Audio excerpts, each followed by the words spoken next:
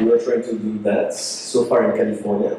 Yes. We have a few opportunities to screen the film in schools, primary schools, high schools. Yes. We have done that in 3 schools when I was in California 2 weeks ago.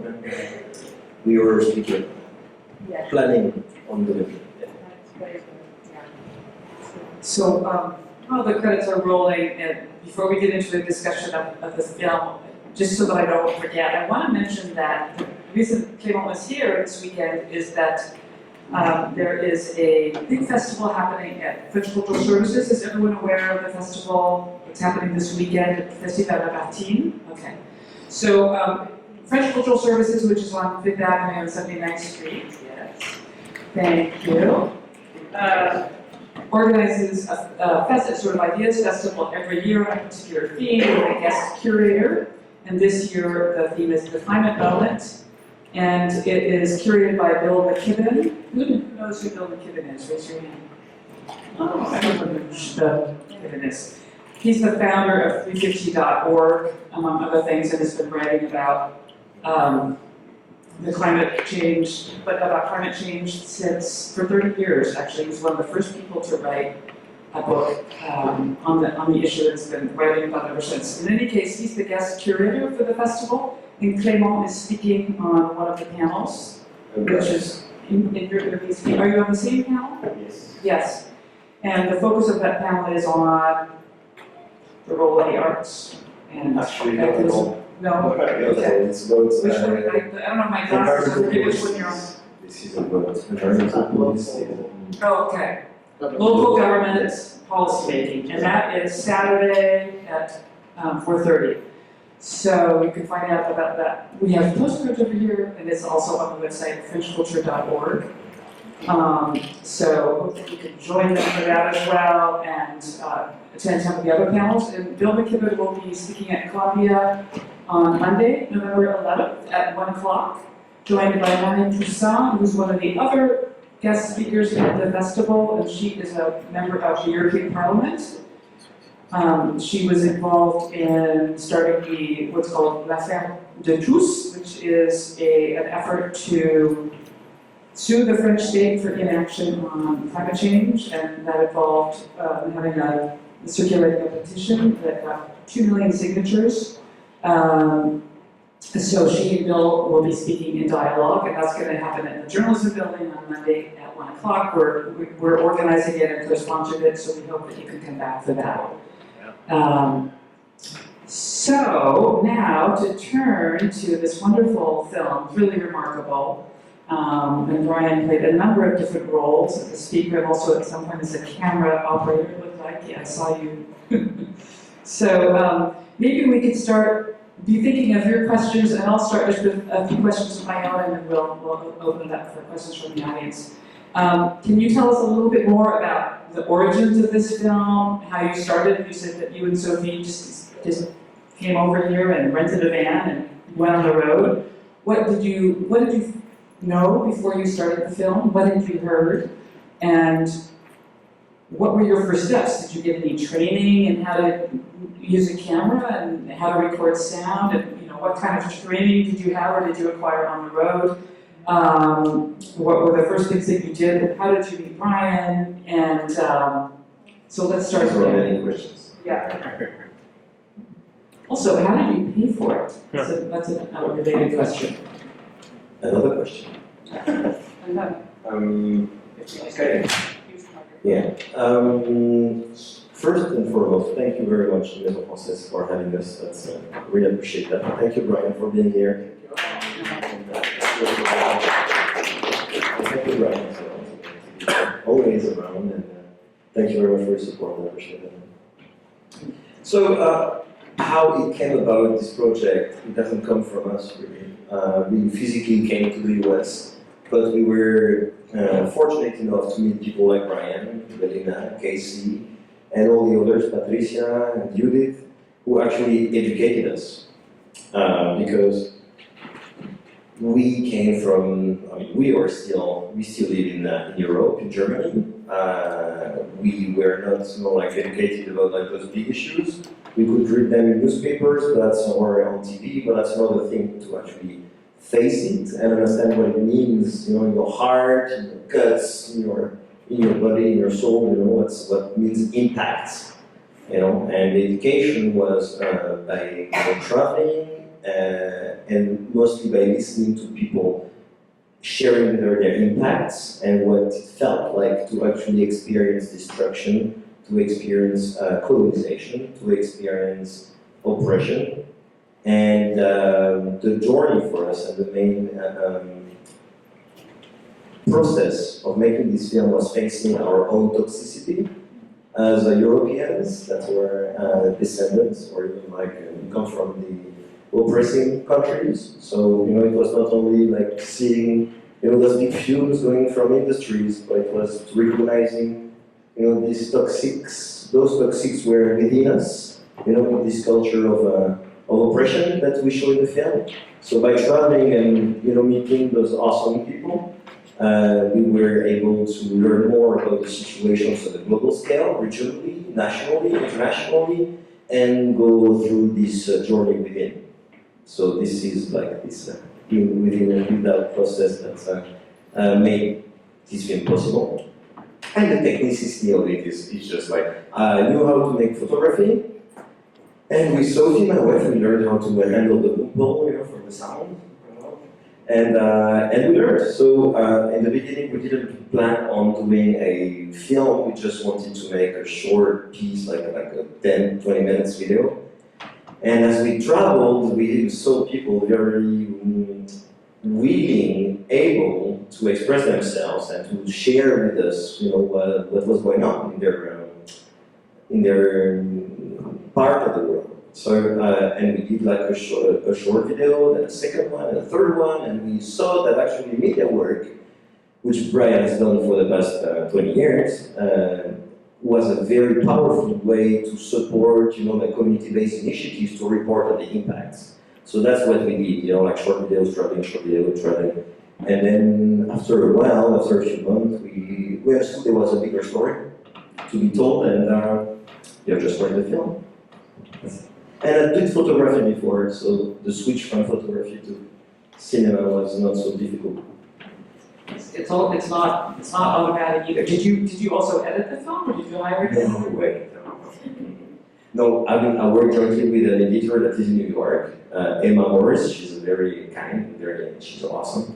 And we work together, so she has the hands on, and we were like challenging each other, you know, for a long time. And how did you get the film funded? So we met many people on the road, so we stayed on the road for 2 years.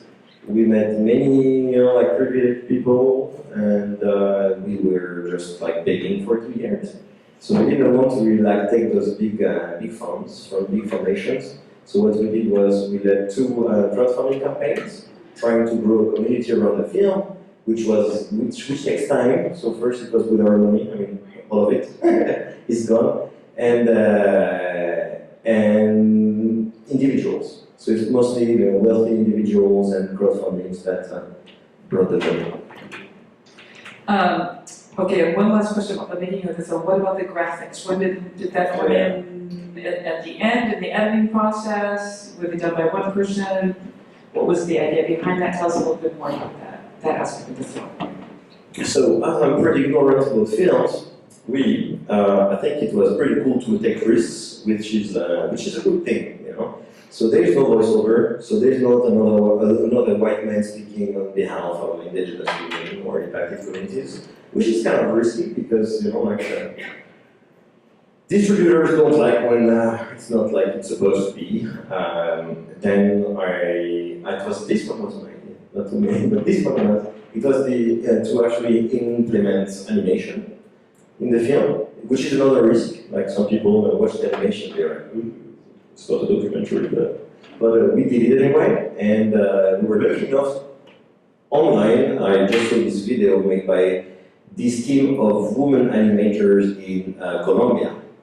So when I heard that, they were like, wow, there's women animators from Colombia, they do this amazing work. Just gonna connect with them and see what we can do together. And they were ecstatic about our work, and I love their work, so we worked together. Right. All right, so let's loop Brian in here. Brian PARRAS is a longtime environmental justice advocate and has worked as a journalist and a photographer, and particularly in your native Houston, right? And you've worked a lot in your hometown to improve the health and safety of residents living in the shadows of the oil business, chemical plants, storage tanks, rail yards, and pipelines, in one of the largest concentrations of this industry in the world. You're also a co-founder of the Texas Environmental Justice Advocacy Services, and you're working as an organizer for the Sierra Club's Beyond Dirty Fuels campaign. And you've been trained, among other things, as a facilitator in the theater of the oppressed. So thank you so much for joining us. And can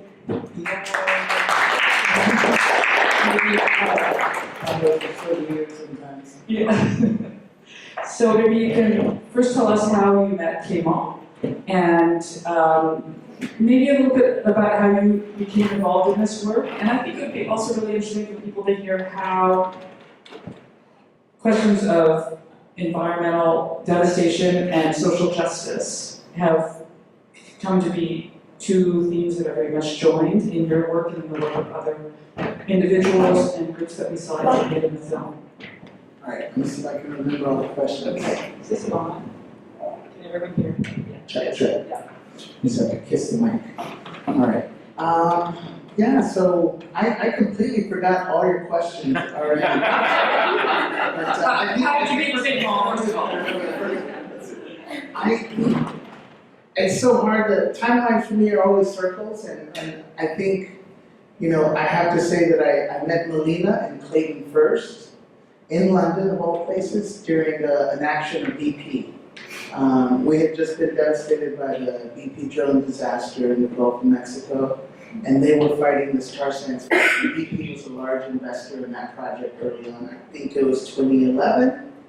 And so after meeting Melina and Clayton and seeing a presentation that they did about the tar sands, they showed a map, and the line went all the way up from Alberta, went to the border of the US, and I kind of knew where it was going by then, but I kept following it, and sure enough, it was ending up in Texas in the Gulf Coast. And my, you know, just concern just exploded because, you know, she had done this incredible presentation of the images that you all saw.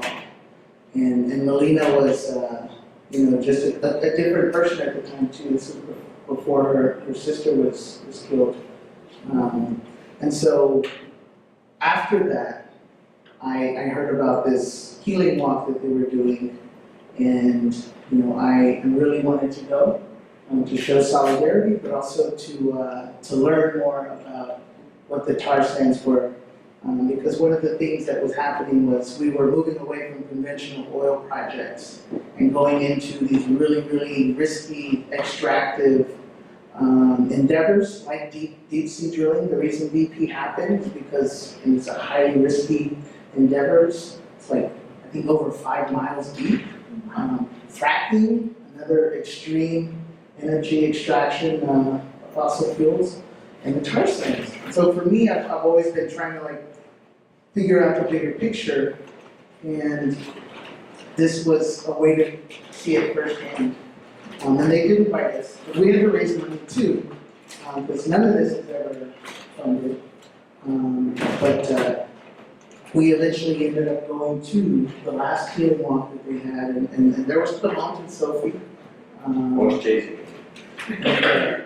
Yeah, I get there and it's like, you! You didn't answer my emails. I tried to connect with them to meet him in Texas. He never replied to me. That's why in-person meetings are so much more important. Invite you to an event in northern Canada.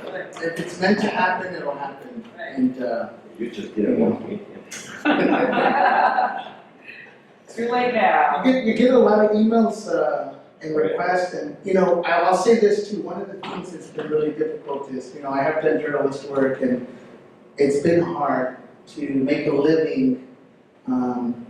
And also, I think for the rest of the world, you know, there's something wrong with people telling their own story. You know, if you're doing journalism, they want you to be away from it, separate from it, detached, objective, whatever. And y'all teach that here at the journalism schools? And so you know, it's been hard for many communities of color, indigenous communities, to tell their own story. One, because there's no money, and two, because when we do, it's looked at as biased. And so, you know, it's been very powerful, you know, to have help in showing, you know, a story that so many of us, you know, have tried to tell, want to tell, even to this day. There's so much more, you know, that you could dive into with this film and the people that are in it. But that's kind of, you know, how we met and how, you know, these larger sort of systems have worked in my head, because I knew that Houston was a very, very pivotal, had an important place in the industry of fossil fuel extraction. All of our politicians and everyone from there, you know, gleefully proclaims Houston to be the energy capital of the world, you know. And we have some of the largest meetings in Houston where, you know, state leaders and corporation CEOs all meet for weeks. And it happens almost every month. There's huge, huge convenings happening in Houston, so that like the strategic brain trust of fossil fuel extraction is happening there in the city. And it's got such a deep hold on the community there. And yet, you know, the folks who live along the ship channel, it's about 50 miles, lined with refineries, chemical plants, storage tanks, pipelines, rail yards, and more. People are dying of cancer. You know, people are living, as you had said, sick all the time, not knowing that that's not normal. And so that's what motivated me. And my parents are from West Texas, from an oil and gas town called Big Spring. And I remember when I was little going to Big Spring, and one thing that was always really weird to me is it was called Big Spring, but like we couldn't drink the water there. It was the first place in the country that has had to recycle its wastewater for drinking water. And you know, since I've known the place, the water was already contaminated. And it's in the Permian Basin, which we all know is still to this day one of the largest oil deposits in the nation. And it's what's fueling this fracking boom, this LNG export terminals, and natural gas. And so I remember that, and I remember going to a little town that my mom grew up in, Forsyth, and just smelling these awful smells. You know, they smell like a really bad fart. But they also would, you know, give me headaches, and you'd see the pump jacks all along the horizon. And that's where my mom grew up. You know, just in a little small town right next to all this oil extraction that's going on. So it's something that I was aware of, but I couldn't place. And even growing up, my family never really understood like why I had headaches all the time, respiratory issues. I had asthma, but I was never diagnosed.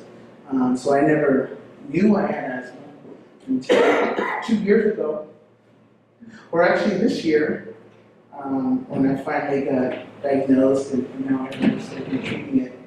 But you know, just remembering if anyone has ever had an asthma attack, just really thinking hard about what's happening while you're having an asthma attack and not being able to breathe, and how difficult it is just to take in a breath, even if you use all your strength and energy to try and breathe in.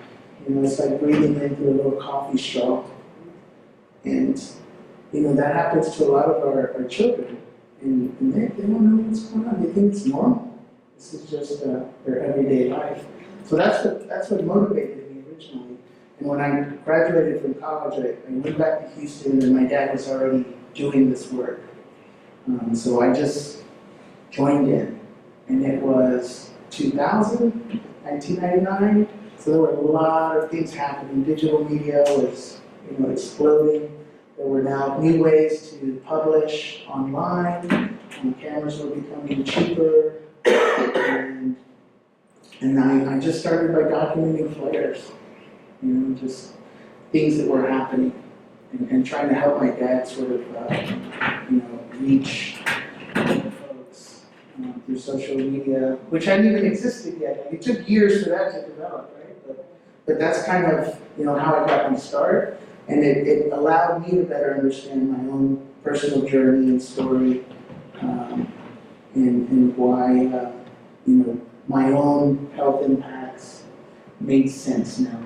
When I could list the chemicals that each facility had, and I could look at their, STDR sheets or ASTDR sheets and see the health impacts. Like, yeah, I experienced that and that and that and that. And then you get into this whole world of policy, and acceptable risk. And, the language of science and lawmakers and how it, by design, allows for the disproportionate impacts on our communities. So, it's been an incredible journey, and it's not just, the fossil fuel plants, or it's not just one company. It's been a complete eye-opening experience for how I understand my relationship to the planet and other people and other animals and other living things. And that was developed by meeting other indigenous communities who were still, living with they had their languages, they had their customs, they had their songs. All those have been taken away from us for centuries already. So it's, that fed me throughout the years. I'll leave it at that, sorry. For taking so long. So, I could ask so many follow-up questions, but I want to give people in the audience a chance to ask questions. Okay, and you know what, maybe we're small enough that maybe we won't pass out a microphone this time. If you could just speak up so that everyone can hear you, please, in the back. That was such a well-made film. Do you have plans for a wider distribution? Because I think that is something that should be viewed globally. The message is given so clearly and so beautifully. You want to answer that? I will try. Thank you for your question. I don't know. The idea is to have as many people as possible to watch this film. So we definitely agree with you. And we're not biased, of course.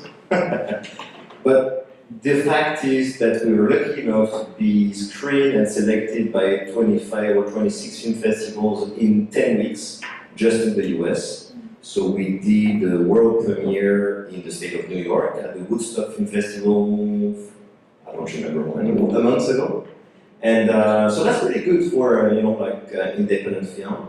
And the idea is to make as much noise around the film as possible, create excitation, from the audiences and distributors and whoever is willing to listen, and we will take it from there. So we were just staying with an open mind and see where it's going to take us from there. Yes.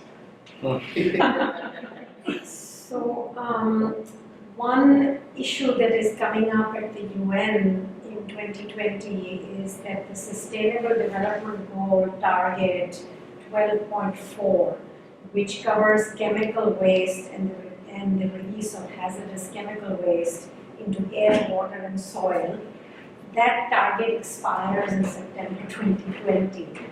And I think it would be very good if you could talk to perhaps the French mission about releasing the film in a viewing there during the Commission on Sustainable Development, which will take place What is that?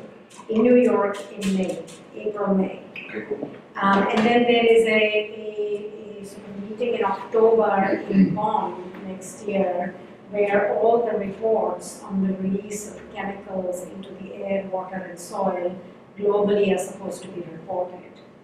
So, bearing in mind the policy end, it's quite important that these policymakers have a real visual and a sort of feel for this, because otherwise with these reports it's just not going in. And then I just had one question for Bryan. When I was listening to the young woman trying to make her pitch at that city council, I was thinking, it would be so much better if she was on the other side. So has any of these people who are community organizers planning to run for office? Because you can't make a difference unless you have good people in those seats. At the local level. At the local level in those seats. I think that's what our panel is about. We're good. It's hard. One, this is a very large city, and two, as you might imagine, because the fossil fuel industry has such a command on the city, financially, it's really hard to compete. And then I think a lot of us don't want to be council members. We just don't. Some of you got to swallow that. Yeah, it's really. I don't know. It's a longer question, I think, in conversation, but there's a reason, and I understand why people would not want to do that. And also the structure of the city. The mayor is very powerful. So unless you're the mayor, you're not going to get a lot done. You can be a champion and a vocal person, but from what we've seen is it's very hard. Especially in Israel. You have a question in the front here? Bryan, like any good movie, at the end there are more questions than answers. So I would say that I found your movie a bit confusing, because I didn't understand if what you are presenting is a local problem, specific to, and it's a terrible problem, agreed, or it's something that will affect, millions and millions of people. And for instance, there was nothing about Europe in this movie. And is Europe okay? Everything is fine? I mean, other than demonstration and yellow jackets and all this. But is Europe affected by this kind of environmental problems? So what is it that you're finding confusing? I didn't get it. What he showed was essentially in this continent, in America. I think I got an answer. So the title of the film is the Condor, the Eagle, and it's based on a prophecy. It's pretty well known, but it's centered on the indigenous peoples of this continent. Right. And so that's the focus of the Can you tell us a film. little bit more about the prophecy?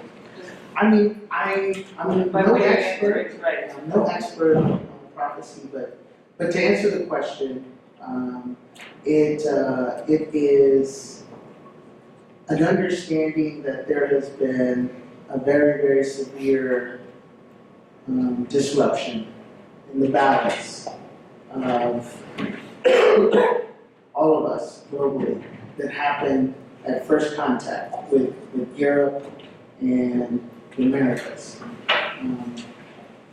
And from the perspective of indigenous peoples in the Americas, that imbalance, has been the disconnection of all of us being able to interact with each other, trade with each other, and if you look at the extreme racism and the border wall and all of this, anti-immigrant fervor in the country, those are just very small things, right? So the problems are local because we have to understand things and how they impact us personally, but the reach is global. Certainly what happens in the tar sands in Houston is affecting the entire planet. And it's happening here, and it's companies here that are at the root cause of that. There may be connections in Europe through investments, but that's a whole other story, and someone should tell it. But for this film, it was important to center the perspective of indigenous peoples on this continent because that voice has not been, given a space. It was a follow-up, what is the solution to this violence? What was it more What is about? the solution, I mean, is there any, let's be pragmatic about this. We have a problem, good. Now, Well, in 80% of the world's biodiversity is protected by indigenous peoples. So just thinking about that fact, there's certainly something that has to be learned by non-indigenous people from indigenous people. And that has to be implemented in all world governments. And so if you remember I said in the film, everyone has to remember what it means to be indigenous. That goes for, Europeans too.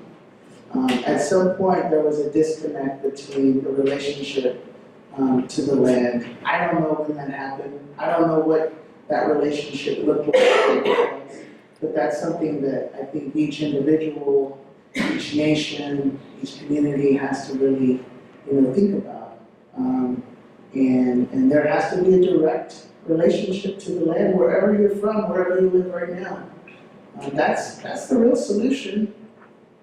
Because if you care about the land, like you do your brother, your mother, your father, your sister. what I meant, and how to produce the energy we need, if we want to put barriers to. Oh, we can go through that. Yeah, I know. Can I just say, it seems to be that the big picture here is that we have to stop using fossil fuels. One way or the other. Many ways, we have a couple of decades until we have to be completely off fossil fuels. And we need to be reducing our fossil fuel use by 50% within 10 years if we want to have any hope of staying under 1.5 or even 2 degrees. So I would say the bigger global picture is fossil fuel use has to stop. And the indigenous peoples are often on the front lines of environmental devastation related to climate devastation. Actually, this is a new point I didn't even think about. If you look at the amount of land that's actually protected by or indigenous peoples, it's 80% of biodiversity. I wasn't aware of that, so that's the second point. And the third point is, part of this disruption that's happened in the past 200 years, and you can actually go back 400 years to a period of colonization, it has, among other things, to do with a very destructive relationship between human beings and the rest of the natural world. And we don't know,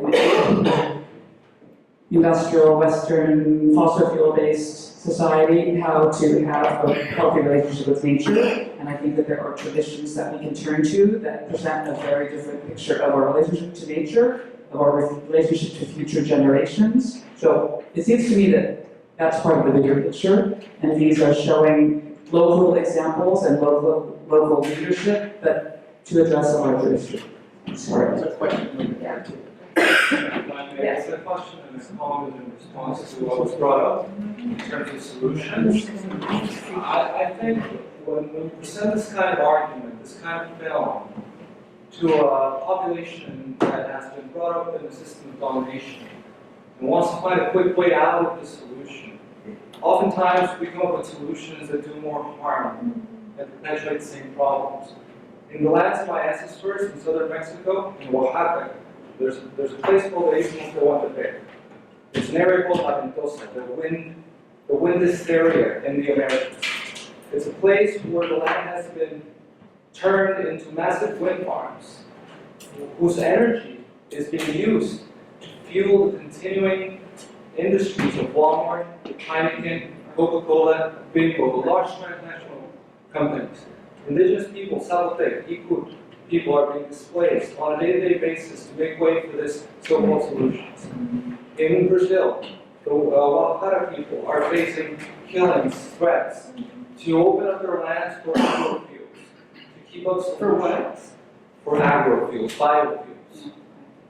Right? The same cattle ranchers, the same agribusiness, they're investing in agri-foods. So I think what you're putting forward here is that we need to set aside the impatience here and roll back, pull back and say, not what we can solve, not what the dominant society can solve, but maybe what it has to dismantle, what it has to just completely give up. You know, Totally. I really appreciate your feedback because that's really like talking to me, and what we have been trying to express in the field is that every screening we have, there are people asking, so what's the solution? What's the quick fix? There is no quick fix. You know, that's the way the way we think is we can fix things very quickly, we can use technology to fix it. You know, it's like the definition of crazy is like we're gonna use the same means that caused the problem in the first place. You know, we cannot keep using just our brain by fixing the problems that were created by our brains. The Condor and Eagle is this prophecy saying that we have to reconnect our brain with our heart. And like reconnect very deeply with the love for nature, for environment, with each other. And like love takes time to nurture. This reconnection with the land, with oneself, with the self, with a capital S, is a process. And there is no magic. No, there are solutions. Your own country has a very good solution because 60 to 70% of the power in France is given by nuclear power, as you know. And this is clean power. Sure. Now, Yeah, but it's clean power that leaves waste that'll still be here in 100,000 years, so. That's not our thing. I mean, I don't think that's the solution. well, okay, but I think to move this from here to there, you have to replace it because people are not going to accept less energy consumption. Well, if they don't accept it, we're all cooked, so. Well, Look When hurricane comes, Children, my kids have no choice. no amount of energy is gonna protect you. And Yeah. after Harvey, after the recent storms in Melda, everyone, after being impacted, always wants to get back to how things were. And I think what brother over here is saying is we have to really think about if normal is really working, and it isn't. Can I just say, just a really quick comment to your question? I mean, I think we need to develop renewable energies, but we can't develop renewable energies and continue consuming at the level that we're consuming. Things have to change fundamentally. Our relationship with consumption, with stuff, with extraction, with resources, with lifestyle, with flying around the world every other week. That all has to change. It's not a quick solution, but it's an everything has to change solution. Naomi Klein wrote a book called This Changes Everything, the Capitalism or the Climate, which you might want to read if you're interested. Okay. Great. I was wondering if you have any collaboration with research institutes to actually prove that these number of cases and different diseases is because of these chemicals. So, I mean, there's claims, but also you need to prove it. Yeah, that's like an endless road to nowhere, unfortunately, because there are so many chemicals. There are literally tens of thousands of chemicals, and only a few dozen have actually been tested for their safety. Not necessarily like certainly. I'm just like if you can prove that these are the cases in this population, cases of cancer is higher than other populations. There's been, like, we worked with the University of Texas Medical Branch in Galveston, and there was a really incredible doctor there for a while, Dr. Martin Gator. He was an epidemiologist, and he kind of like broke the field. For some chemicals, again, it works, biomarkers and stuff, but some of the studies took decades and decades. Meanwhile, they're pumping this toxic crap into the air. I just saw a video on Twitter of a young child that died of cancer. It lives along the Galveston, the Houston Ship Channel. Those things happen every day. You walk into a store and there's a family trying to raise funds for cancer treatment. But the medical community too is very, very silent in Houston, because they receive millions of dollars from the fossil fuel industry too, for research, to cure cancer, not to prevent it, to cure it after you have it, on treatments. And you know, as long as we have profit motive driving everything, it's gonna keep, you know, spinning the wheels of capitalism, consumerism, and yeah, but that would be great. There needs to be more research, you know, understanding these, but that should have been done to begin with. Why are we putting these things out there without knowing their full impact? We don't know the synergistic effects either of multiple chemicals on the body. And I remember someone asking me, you know, when were you first impacted? You know, for some people, you could have been exposed to a chemical as an egg in your mother when she was born, and that could have altered your DNA, her DNA. You know, it's like it's really difficult. And I know the tobacco industry, like just taking down the tobacco industry, you know, to decades. So I would love to be able to point to that, but I think the legal mechanisms and the scientific community and just how the idea of proof works is not in our favor. It's not in our favor. You have to prove that the chemical does harm. You have to prove that that chemical that company emitted is the one that did the harm. There's just so many legal obstacles and other things that make that route a wild goose chase. Let's ask a question about the content. I was just wondering exactly what it looked like the film was saying about the results of different cases. The one in the pipeline in Canada, it looked like that had been halted temporarily. And then the Chevron case, it said it failed in the US, but it's going on in Canada, I think. And then the third big thing, which is the biggest by far, was the southern Ecuador, where the Yasuni Park is.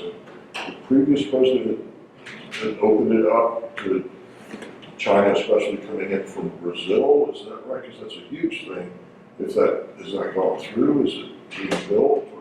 And why did the previous president do that? Because I know he was much more for social justice than the other presidents of Brazil have been. So, I mean, if Ecuador had been, so I'm just curious. If you knew about that, or Yeah, so Sarajevo has been, so it's one of the communities featured in the film. Sarajevo has been very successful at keeping the oil industry away from them. So although their land has been sold to oil companies, there's no way oil companies is going to operate there because they were very well organized, they were very powerful with other communities, they work together, so it's that the companies didn't make it into their land, but the Yasuni National Park is already producing oil on a very large scale for the past 5 years. really? Yeah, and that's a big thing because, as we mentioned, this is one of the most biodiverse places in the world. And does it link up with that Rio Tigre you showed in Peru? Is that So everything is linked up, basically. It's everything in the same kind of region. That's why, although it takes place in two countries, in Ecuador and Peru, it's still, in the same region. It's called Pastaza. And what about the Chevron case? Is that The Chevron case is basically those guys, they spent $2 billion the past 24 years in defending against the Ecuadorians in this specific case, $2 billion.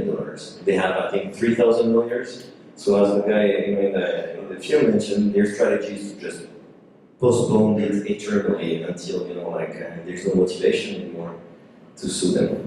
So that's what they do. is there any more chance in Canada than there is here? Actually, yeah, but it didn't work. So it's already done. It was done last year. And Canada said we don't have jurisdiction to actually enforce the judgment that was already taken in Ecuador.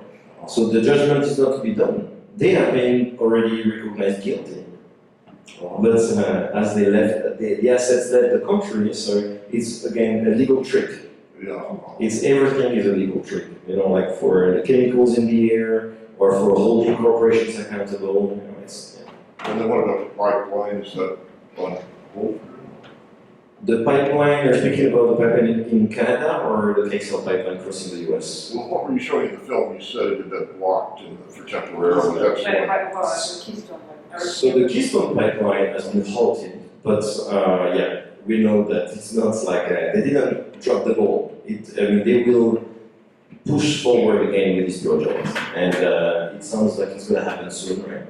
And there was just a big leak from the Keystone XL pipeline. And actually did build the southern portion, so from Casey Camp's territory in Oklahoma to Port Arthur and Houston was built. That was fast track. Obama stood in front of these pipelines and, gleefully, praised the building of that section of it. So, even without that pipeline, there's others that have been put to use. There's rail that's been used. They're not going to stop. They're going to keep going until it's all gone. That's their plan, and they have the money, to just. And you saying that the one in Canada is a separate, the Canada pipeline there, It's called the Trans-Mountain pipeline, transport that. and they were forcing it through right now. Yeah, that's what you're doing. So the tar sands are in the middle of Canada, and they don't want to use it. They don't need the oil there. That's the problem. So it has to get to a market somehow. To do that, they're like, let's go east, let's go west, let's go south. All of the above. And people have been fighting each of those routes. So 2 of those were mentioned in the film. One was going west towards Vancouver, and the other was coming south all the way down to the Gulf of Mexico. And so it's separate from Keystone. And can I just add, it's a question not just of environmental devastation and leaking pipelines, but as Bill McKibben, who was interviewing the film, said, there's so much oil in the tar sands that if it was used, there's no way that we could stay under 2 degrees, which is the goal that was that was signed off by every single country. And actually, in 2015, the stated goal was to stay under 1.5 degrees. But those are the goals, and then the action isn't put in place to actually make it happen. But if the tar sands were used, there's no way that we would need it, just because of the oil that's there. There's a question here. Yeah, I wanted to thank you both. Merci Clément, thank you Brian. Looking back at what you guys have done in terms of actions, in terms of activism as well, where do you think, or what do you think has been the most impactful, successful in your actions? What do you think you had the message across, and where? Was it in the US, was it in other countries? And maybe the second part, do you believe in the public-private sector collaboration? Do you believe that there's something to expect from governments as well in this collaboration, the success of your actions? Depends on the government. I would say that the most successful thing for me has just been to connect with people and better understand the severity of the problem. And it's not easy. It's like a serious gut check on all of us. Do we have the courage, right, to do what needs to be done? I've learned so much, like just watching, because I didn't get to go to the Sariaku, but I've met Patricia. But listening to her words and her, and her entire mannerisms, and seeing her in her own space, it's just, I think I get it. It's like, wow. Sorry to interrupt, but they said at the end that you'd been attacked. Was that by the oil company or by who? Or just by a local? We don't know. What do you think? But yeah, I mean, it's nice. What's important is that the communities that we visited have a right to determine what is right for them. What's happening is there are underdeveloped nation states and communities that maybe want things, right? Like electricity.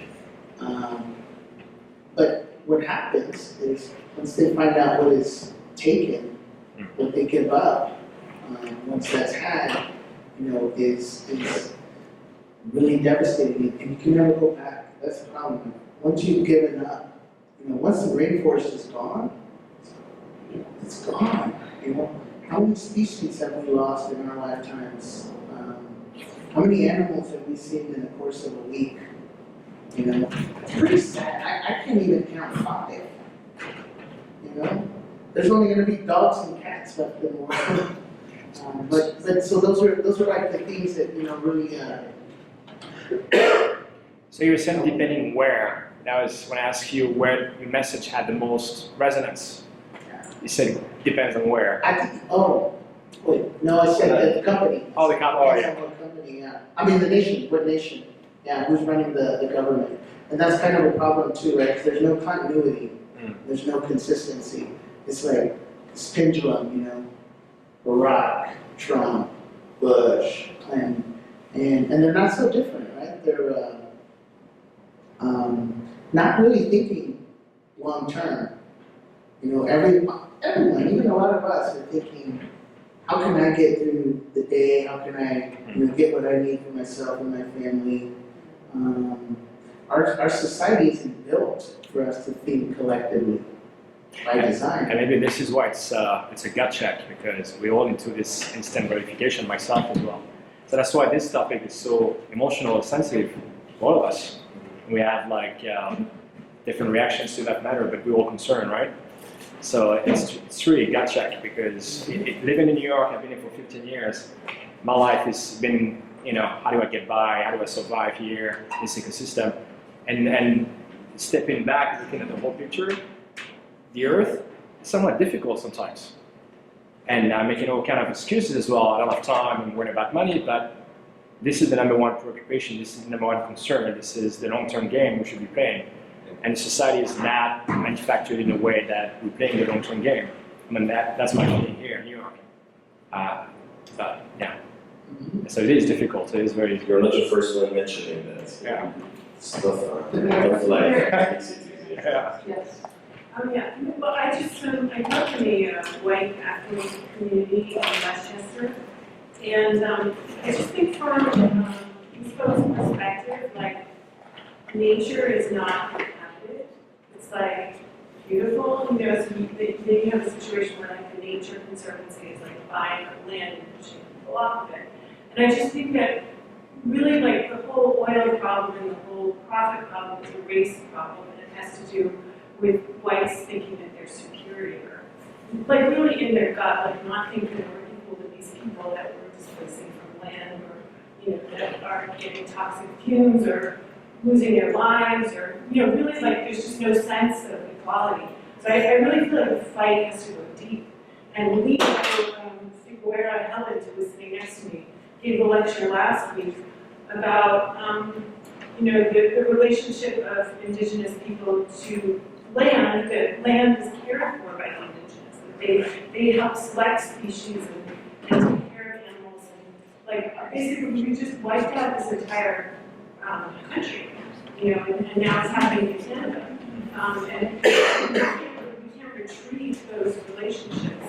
And so now we're just down to this last bit. And I really think, yes, of course it is about these particular indigenous people and these particular oil companies, but it's also about supremacy, racial supremacy. Because the people who own most of those corporations are white men. So yeah, it's definitely connected to racism and oppression. It's also connected to patriarchy, and it's connected to an idea that the human species has some kind of entitlement to do what it wants and take what it needs and not think about impact on other species. So I think all of those things are connected. You had a question? Yes. I'm a graduate of this institution. I'm a retired member of the media. I'm a broadcaster, I'm a producer, I'm a filmmaker, and I'm a tradition keeper for my community. So all of this impacts. There's a through line in the film that is rather powerful when they're talking about the displacement of traditional communities and those displacement into new housing, into new territory. Let's call them reserves, let's call them reservations, call them what you will. And then that displacement, you have further displacement when the extraction industries come into these localized areas and now want to further displace and expose people to toxic levels of these extraction industries. And I think one of these elements of having a local picture that goes across the continent, that is helpful, because in our processes we talk about the eagle, we talk about the condor, and the Guatemala red-tailed hawk, the medium of the three. So the reason it's so important is that there isn't a real fundamental understanding of the amount of diversity that existed on this continent. That there are 577 recognized tribal nations just in the continental US, not including Alaska, not including Guam, not including the indigenous Caribbean or Polynesia. And I think it's vital to understand this and to have that kind of local picture to understand the impact of displacement and these kind of policies that are enacted. Because one thing that is striking to me, or I should say to us as indigenous folks watching this, is that the through line is spoken through colonial languages. So it's in English and it's in Spanish, when there are thousands of different dialects that are interrelated. And I think it speaks volumes to transnational corporations having the power to come in and displace and utilizing this kind of mechanisms, utilizing patriarchy, utilizing this kind of open violence against indigenous folks. And in this country, this is why invisibility is so key. And most people wouldn't know this. We look at New York City. New York City is the largest intertribal city in the US, but most people have no idea about that. And I appreciate your work, and I thank you for it. For your comments. Thank you so much. That was really Sure.